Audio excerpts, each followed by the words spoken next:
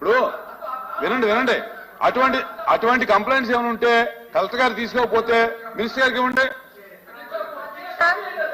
కాదధ్యక్ష, ప్రతిదీ కూడా సత్యదూరాలు మాట్లాడి వాళ్ళ సాక్షి పత్రిక ఎలా ఉందో ఇక్కడ సభ్యులు కూడా అలాగే అటువంటి బెనిఫిషరీస్ ఎవరన్నా ఉంటే గనక కలెక్టరేట్ లో ఇవ్వండి. తీసుకోకపోతే కాపీ తీసుకొని మినిస్టర్ గారికి ఇవ్వండి. ప్లీజ్ సార్, ఇంత దారుణంగా ఒక పెద్దల సభలో కూర్చొని అధ్యక్ష ఒక పెద్దల సభలో కూర్చొని ఇంత సత్యదూరపు మాటలు మాట్లాడడం అన్నది నిజంగా వాళ్ళ తాలూకా విజ్ఞతకు వదిలేయాలి అధ్యక్ష. ఎందుకంటే ప్రతి ఒక్క బెనిఫిషరీకి కూడా బెనిఫిట్ డైరెక్ట్ గా ఆన్లైన్ లో వెళ్ళింది అధ్యక్ష. ఏ ఇంటికి ఎంత డబ్బులు వెళ్ళినాయో చెప్పమంటే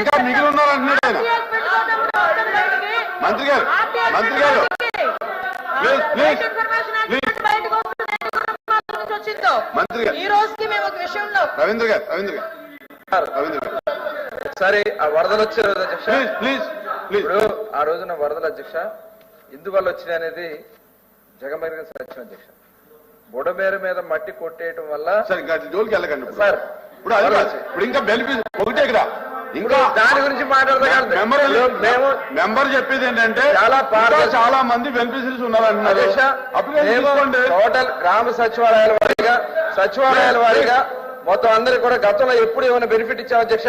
కింద గ్రౌండ్ లెవెల్ అయినా పైన అప్స్టేర్ లో ఉన్న వాళ్ళకి ఎలా చేయాలనేది మా ముఖ్యమంత్రి గారు చాలా పారదర్శకంగా అసలు ఎప్పుడు గతంలో ఎవ్వరూ ఇవాళ వాళ్ళకి ఇవ్వడం నష్టపరిహారం ఇవ్వడం జరిగింది అధ్యక్ష. ఇవాళ అంత మంచి కార్యక్రమాలు చేసి దాన్ని బెనిఫిషరీస్ ఉంటే గనక కలెక్టరేట్లు ఇవ్వండి.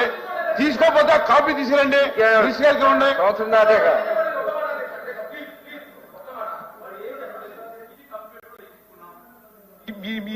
ఇప్పుడు మీరు ఇంకా నుంచి వెళ్ళిపోండి, మీ అకౌంట్ లో డబ్బులు పడతాయి. సభలో మంత్రి గారు చెప్తున్నారు ఆఖరికి ఒక్క మెంబర్ ఉన్నా కూడా ఇస్తామంటున్నారు. మీరు లిస్ట్ పెట్టండి. కమిటీ ఏముండవు, కూర్చో. కమిటీ ₹1 కోటి చేద్దామా తమ్ముడు? ₹1 కోటి జగన్ ₹1 కోటి చేద్దామా కమిటీ? చెప్పు ఒకసారి. జగన్మోహన్ రెడ్డి ఇస్తానని ₹1 కోటి ఉందా? రోజు ఒకటే చెప్తాను అధ్యక్ష, సమాధానం చెప్పాలి. కూర్చోమండి అధ్యక్ష, కూర్చోమనండి. కూర్చోండి. ఎక్కడ రోడ్డు మీద అరిచాడు మాట్లాడితే అవ్వదు.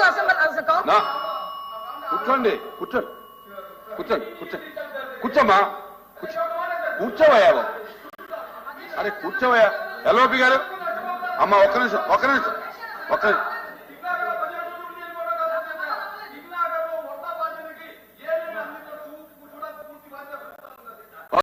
ప్లీజ్.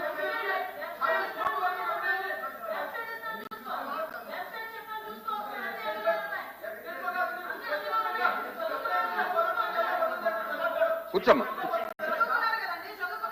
కూర్చోండి. రావులా కూర్చోండి. ఏం చెప్తా ఎంత బెనిఫిట్